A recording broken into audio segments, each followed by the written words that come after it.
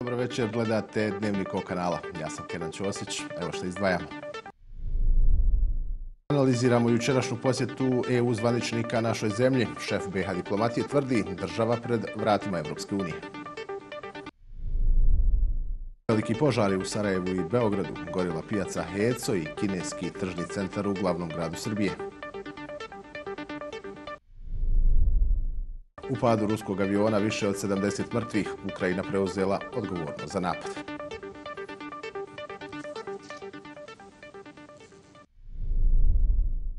Iza naše zemlje još je jedna posjeta visokih zvaničnika Evropske unije. Kraj marta je rok do kada bismo uz malo truda mogli otvoriti pregovarački proces, a uslovi iz Brisela su više nego precizni.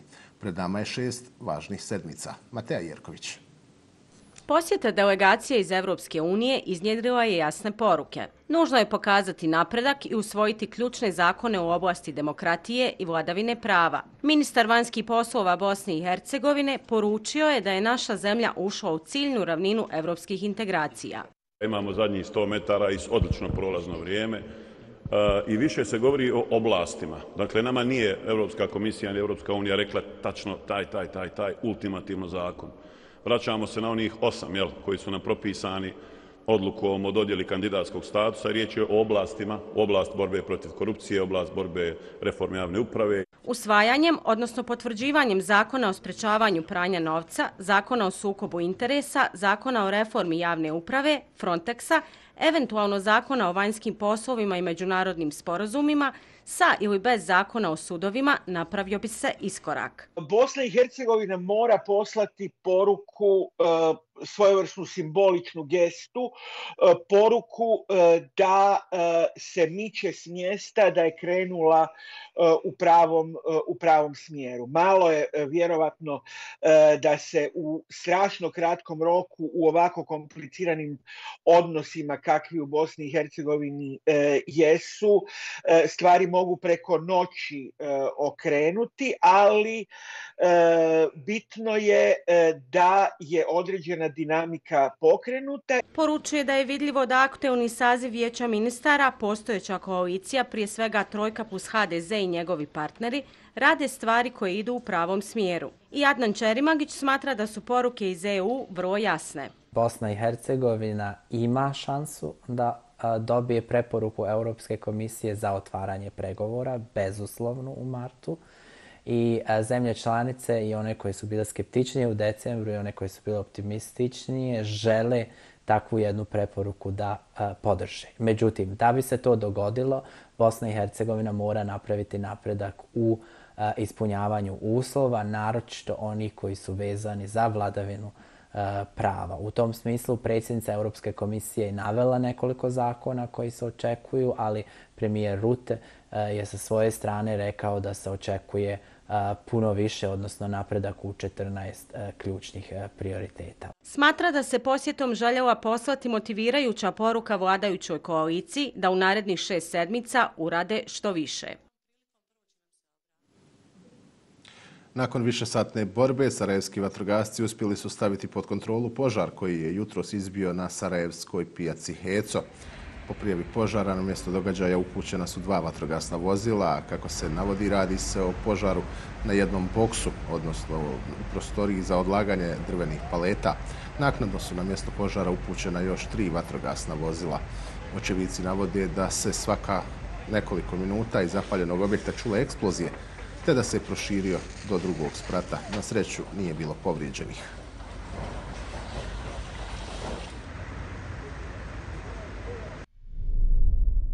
Sa materijalima koji su jako lako zapaljivi, brzo se šire, topljive su materije, stiropoli, plastike, odjeća, obuća i tako dalje, ne znamo šta je sve unutra. Spriječili smo dalje širenje na više spratove ovog objekta.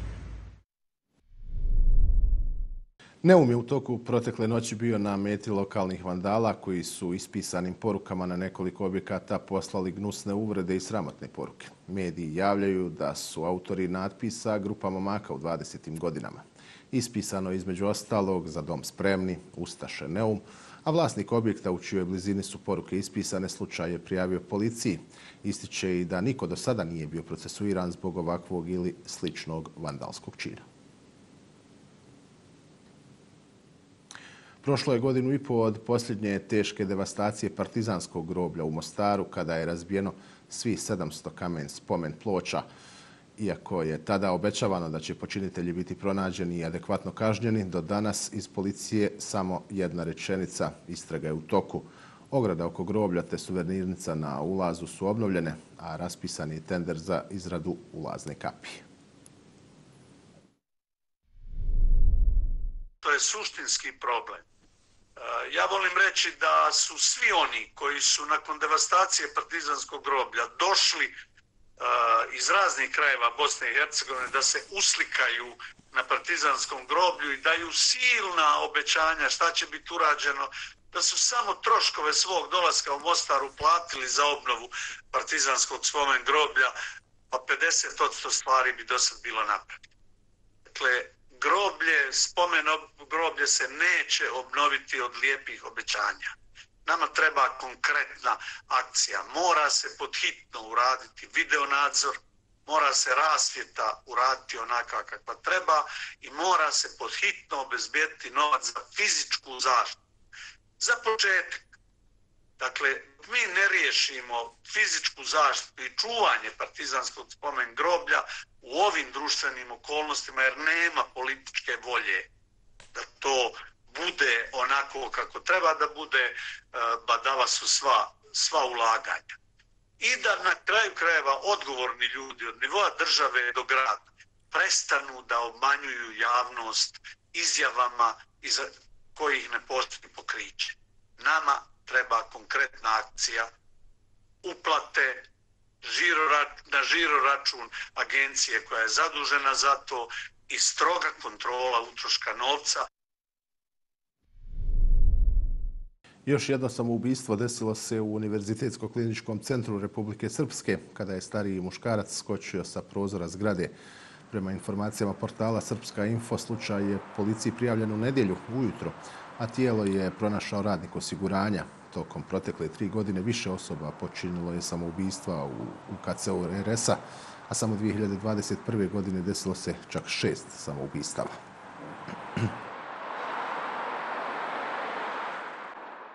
Završena je procedura odabira najpovoljnijeg ponuđača za linearni akcelerator u UKC-u Tuzla, a najpovoljniji ponuđač je mostarska firma Inalmed. Na tender za nabavku uređaja koji služi za zračenje pacijenata oboljelih od karcinoma pristigle su 2 ponude. Cijena aparata koju je ponudila ova firma iznosi nešto više od 8,5 miliona maraka. Instalacija bi trebala biti završena maksimalno za 20 dana. Akcelerator u UKC-u Tuzla nije u funkciji od marta prošle godine, a pacijenti kojima je neophodna terapija na liječenje idu u Mostar i Zenicu. Stotine hiljada građana naše zemlje po ko zna koju zimu za redom udišu otrovan zrak. Veliki, možda i najveći izvor zagađenja su čvrsta goriva. Poznato je da je ugalj jedan od najprljavijih energenata, što nama govori da ćemo ga se morati odreći. No odricati se nije lako, posebno u teškoj ekonomskoj situaciji kakva je u našoj zemlji. Priča Dženise Zukančić. Uobičajene slike jeseni i zime u Sarajevu. Grad u kotlini potpuno nevidljiv, iznad njega sivi oblak. Rješenje za taj poklopac gustog zraka ispod kojeg nema strujanja je vjetar, a kad nema vjetra zadržava se teški zagađeni zrak kojeg Sarajlije udišu danima. Često prst pred okom ne vide ni građani Zenice, Tuzle, Lukavca. Teško je voziti, hodati. Sarajlije kažu, ubi nas ugalj. Ima naroda, nema ogrijeva, pa loži svašta i obuću i trpa u peć, a to je sve zagađuje ovaj zrak. Isto je to, koji prije, koji sad. Godinama se isto priča to u tome i tako je to dalje. Mi nismo kompetentni da pričamo o tome, vjerojatno je to malo veća nauka. Ako je uspio New York, Tokio, Pariz, veliki gradovi, Brisel, ne vidim zašto je Sarajevo problem. Samo treba neko da se ozbiljno posveti problemu i problem se svaki riješi ako hoćemo da ga riješimo. Auta je previše definitivno u Sarajevu, a i loži se, brate, svašta. Pogledajte kako je prije rata bilo. Radile i fabrike, a svaka treća kuća možda nije ni imala ni jedna auta. Pogledajte sada. Ovo niko neće da kaže istinu. Ovo nije ovo što je od loženja. Koji su uzročnici zagađenja zraka? Više ih je i dobro su poznati. Grijanje, saobraćaj, geografski položaj grada Sarajeva, gradnja zgrada. O mogućim rješenjima svi pričaju. O utopljavanju zgrada, ograničavanju upotrebe čvrstih goriva, uvođenju eliminacijskih ekotestova za motorna vozila, pa i o zabrani uvoza vozila sa motorima starije generacije koji zagađuju vazduh. Stručnjaci kažu ograničenje zagađujućih čestica moguće je samo okretanjem ka takozvanoj zelenoj energiji, odnosno obnovljivim izvorima energije. Budžetska sredstva treba usmjeriti tamo za subvencije zamjene prije svega peći i kotlova u domaćinstvima, za širenje mreže daljinskog grijanja, može i privatni sektor da ulaže, da se dakle naprave takvi modeli poslovanja, da ono što je profitabilno, što je atraktivno za privatna ulaganja, da se njima ostavi, a da budžetska sredstva ulažemo u utopljavanje objekata, ali onih koji koriste ugalj, drvo, zatim zamjenu neefikasnih peći i ložišta sa efikasnijim. I sve to mora biti dio jednog šireg programa, dakle da masovno radimo to po nekoliko hiljada domaćinstava na godišnjem nivou. Johan Sattler, šef delegacije Evropske unije u Bosni i Hercegovini, razgovarao je prošle godine sa grupom vodećih kompanija i udruženja kako bi sagledali potencijal privatno-javnog partnerstva za rješavanje problema zagađenosti zraka. Evropska unija podržava ovaj proces kroz inicijativu 100 gradova sa nultom neto emisijom, za koju su potrebna značajna ulaganja na nivou koji je jedino moguć postići kombinacijom državnih i privatnih sredstava. Da bi se postigla nulta neto emisija, gotovo 80% ukupnih promjena koje se trebaju dogoditi u narednoj deceniji će predvoditi privatni sektor, koji na tržište treba donijeti nove proizvode iz čistih izvora energije i mijenjati način života. Da se ove postojeće peći koje su obično vrlo loše kvaliteta, niske efikasnosti, visokih emisija, zamijene sa certificiranim pećima. Kakve su to peći? To su peći koje zadovoljavaju posljednje standardne Evropske unije i koje jedva da koštaju nešto malo više od peći koje se kod nas prodaju. Znači, vi možete kupiti takvu peć već za nekih 500 maraka. Sarajevo je, priča nam Podić, prije rata izuzetno uspješno vodilo bitku protiv zagađenja zraka i bilo je na putu da je dobije. Sarajevo je tada uspjelo da prebaci grijanje za preko pola stanovništva sa lož ulja i uglja na prirodni gas. I tada je potrošen veliki novac, milioni. Međutim, poslije rata naša vlast ignoriše problem zagađenosti zraka.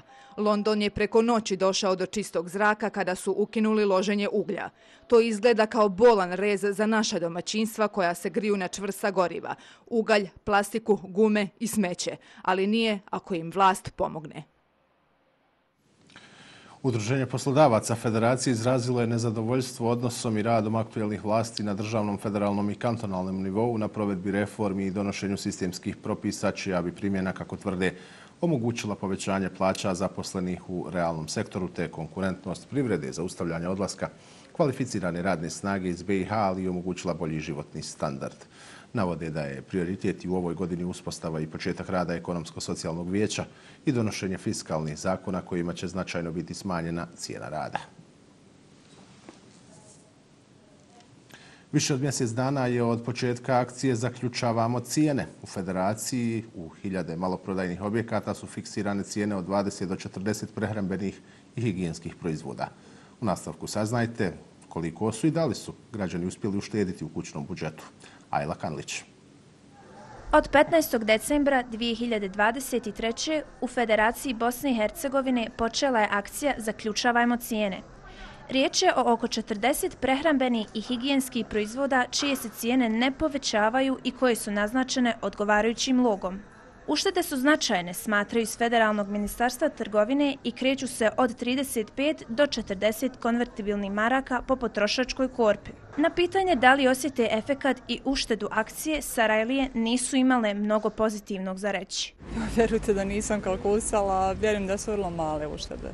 Jer vidjela sam listu proizvoda, nisu to baš neki proizvodi koji se traže. Ništa od toga nema. Oni zaključavaju samo ono što ne valja, što nema niko uzeo. Pristaku nate roka, eto tako. Građanima se sve više čini da se cijene svaki dan mijenjaju, da su na polici smješteni proizvodi koje kupci nisu navikli da kupuju, te da od ove akcije nemaju nikakve pomoći. Ma vjerujte, više toliko šaraju te cijene da ja ne zna čovjek ni danas svako sutra, onako više ni ne prati. Zaključavanje cijena za nas je tabuizirana tema. Znači niste uspjeli ništa? Niti govora. Cijene znači rastu iz dana u dan. Svake sedmice imamo šta da je druga cijena artikala. Uprkos negativnom odzivu kupaca, akcija se nastavlja i dalje. Dogovorom Federalnog ministarstva trgovine, Udruženja poslodavaca Federacije Bosne i Hercegovine, Udruženja potrošača i Sindikata trgovačkih radnika. Kako kažu, pokrenuta je u svrhu reduciranja iznosa potrošačke korpe građana.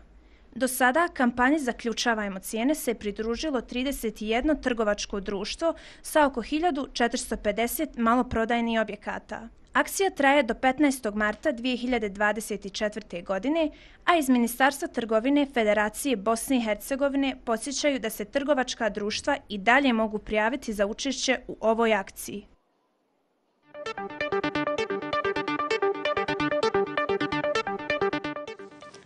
Nakon 4 sata borbe sa vatrom, vatrogasci su uspjeli lokalizovati požar u kineskom tržnom centru na Novom Beogradu.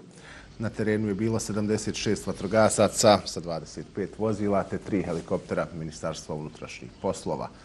Prema dosadašnjim informacijama nema povrijeđenih. Oko 2000 kvadratnih metara je bilo zahvaćeno požarom. Predsjednik Srbije Aleksandar Vučić izjavio je da će istraga pokazati da li je požar namjerno izazvan ili slučajno. Vatrogasci ističu da je bio naročito rizičan zbog velikog broja ljudi, zaposlenih i posjetilaca, ali i velike količine lako zapaljive gorive materije.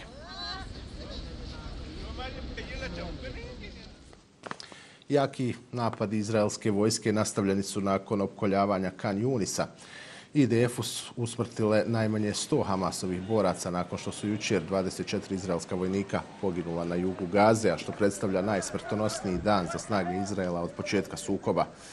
Sa druge strane, Ujedinjene nacije navode da je najmanje 6 raseljenih Palestinaca stradalo u izraelskom napadu na njihovo sklonište u Kan Junisu, kao i da je gađana gradska bolnica, dok je Ministarstvo zdravlja u Gazi saopćilo da je u bolnici El Šifa dovezeno najmanje 20 tijela poginulih Palestinaca. Vojska Sjedinjenih Američkih Država izvela je rano jutros još 2 udara na položaje jemenskih Huta i uništila 2 protivbrodske rakete koje su, kako navode u saopćenju, bile usmjerene ka Crvenom moru i bile spremne za lansiranje. Američki udari uslijedili su poslije jučerašnjeg 8. talasa napada ratne avijacije SAD-a i Velike Britanije na infrastrukturu jemenskih pobunjenika u gradu Sani. SAD i Britanija pokrenule su 11. januara napade na više od 60 vojnih ciljeva Huta na 28 lokacija u Jemenu, a kao odgovor na napade Huta na trgovačke brodove u Crvenom moru. Ruski vojni transportni avion Iljušin 76 rušio se u južnoj oblasti Belogoroda na granici Ukrajine. Najmanje 74 ljudi je poginulo prema izvještajima iz Rusije. Agencija RIA Novosti javila je da je među žrtvama i 65 zarobljenih pripadnika ukrajinskih oružanih snaga. Kako je saopćio zastupnik Ruske dume Andrej Karatapov, avion je oboren sa 3 rakete. Ukrajinski mediji izvještavaju da je ukrajinska vojska preuzela odgovornost za obaranje aviona, te da je avion nosio protivzračne rakete za sistem S-300. Turski parlament je sinoć odobrio zakon u vezi sa protokolom o pristupanju Švedske Sjevernoatlantskom savezu. Nakon rasprave, prijedlog zakona je odobrilo 287 od 346 zastupnika koji su učestvovali u glasanju, dok je 55 zastupnika glasalo protiv, a 4 bila uzdržana. Finska i Švedska podnijele su zahtjev za članstvo u NATO-u ubrzo nakon što je Rusija započela agresiju na Ukrajinu u februaru 2022. godine. Prijem Švedske još treba da odobri Mađarska. Najmanje 6 osoba, među kojima su i 3 vatrogasca, poginulo je nakon što je kamion koji je prevozio 60 tona ukapljenog prirodnog plina eksplodirao u glavnom gradu Mongolije, u Ulambatoru. Najmanje 11 osoba je povrijeđeno u požaru. Više od 600 vatrogasaca i 100 vozila učestvovalo je u gašenju požara. Vatra je progutala nekoliko obližnjih zgrada, uključujući jednu stambenu te desetine automobila. Kina nastavlja razvoj svog svemirskog programa. Raketa Lijian dokazala je pouzdanost, a sateliti koje je odnijela u svemir bit će korišteni za istraživanje zaštite životne sredine. Serija raketa Lijian 1, od kojih je jedna utorak prenela 5 satelita u svemir, ponovo je dokazala svoju pouzdanost i opseg performansi nakon što je po prvi put uspešno lansirala na temperaturama ispod nule. 5 satelita će se koristiti za sprovođenje istraživanja zemlje, istraživanja zaštite životne sredine i drugih zadataka u različitim oblastima naučnog istraživanja. Lansiranje označava 3. misiju serije raketa nosača Lijian 1, koja je do sada poslala ukupno 37 satelita u svemir. Lansiranje u utorak je bilo prvi put da je raketa aktivirana u okruženju niske temperature, što se pokazalo kao odličan test za sve ukupne mogućnosti rakete i opreme za lansiranje.